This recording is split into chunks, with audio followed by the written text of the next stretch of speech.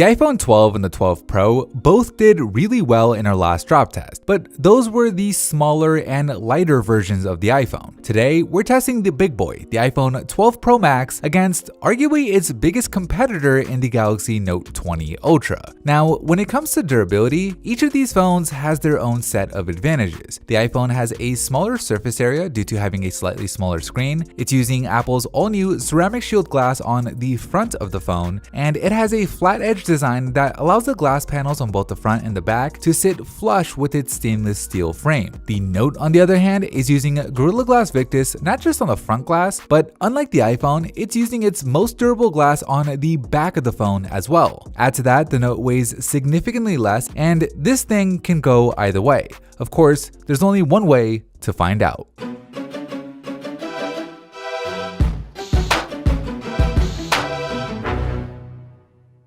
This video is sponsored by iBlazon. Whoever said a premium case has to be expensive? At just $20, the Aries case features a clear backing, an unbending polycarbonate shell, deeply raised bezels and corners, and a built-in screen protector, enough for it to be 20-foot drop test certified by CNET. You can find it on Amazon by searching iPhone 12 case by iBlazon, or iPhone 12 mini or iPhone 12 Pro Max case by iBlazon, depending on the model that you're looking for, or shop iBlazon.com for more color options. Links you need down below. Round number 1.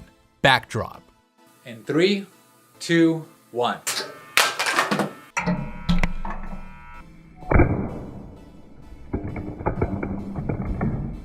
After that backdrop, the Note's rear glass unfortunately cracks. It's not the worst result we've ever seen. The cracks are mostly contained to the top left edge with a few minor scratches across the rest of the body, but compared to the iPhone 12 Pro Max, it's night and day. The iPhone's glass remains fully intact, a result that's still kinda hard to believe, but you can see how the stainless steel frame being flush with the rear panel helped here. There's definitely scuffs going along the edges of the frame itself, but I would take that over cracked glass any day of the week, giving the iPhone the easy win in round number 1. Round number 2, corner drop.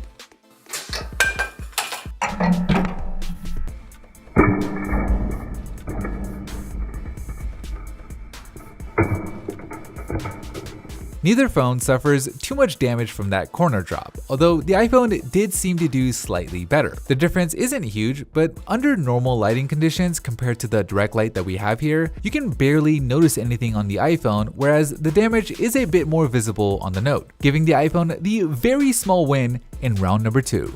Round number 3, face drop.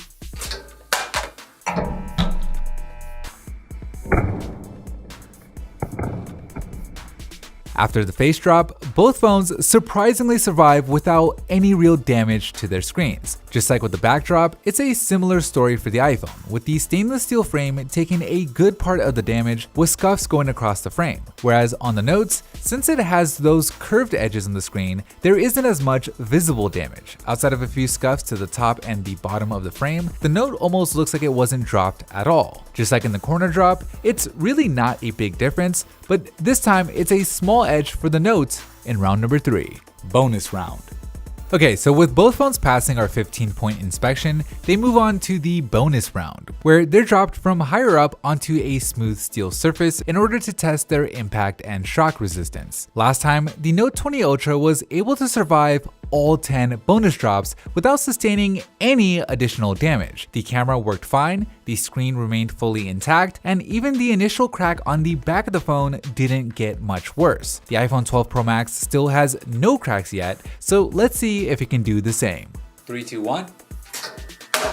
Gosh. As painful as that first drop sounded, the iPhone is still fine. Maybe a few more scuffs on that stainless steel frame, but the glass is still good and everything seems to be working without a problem. So we'll keep on going. Drop. 5 drops in and nothing. The iPhone still looks great. Even the rear glass is still fully intact. Sometimes we've seen phones crack on the back just due to the sheer impact of this test, but nothing. Outside of the frame, this still looks like an iPhone that hasn't even been dropped yet. Drop. Last drop in 3, 2, 1. A full 10 drops onto steel later, and the iPhone is still going strong. The front glass is fully intact, the OLED display has no visible damage, the touchscreen works just like you would expect it to, and the camera system is still fully functional. Just an incredible result. Bonus round.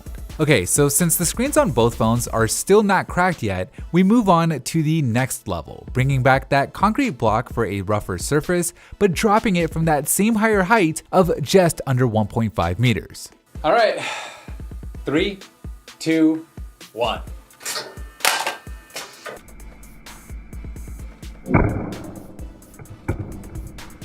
And after that face drop onto concrete from higher up, the Note screen finally shatters, while the iPhone screen still remains fully intact. So an incredible performance by both phones, to be honest, but clearly the iPhone 12 Pro Max gets the edge here. The stainless steel frame has a good number of scuffs on it, but ceramic shield, again, seems like the real deal. This is now 3 different iPhones that we've tested when counting the iPhone 12 and the 12 Pro, with all of them showing the same result. That said though, maybe if we dropped it onto a rougher surface or a little bit higher, things could have been different. So don't go thinking that these new iPhones are indestructible or something. Glass always eventually breaks, but at least in this controlled environment, no phone we've ever tested has been more durable, earning the iPhone 12 Pro Max the title of Phone Buff Style Drop Test Champ.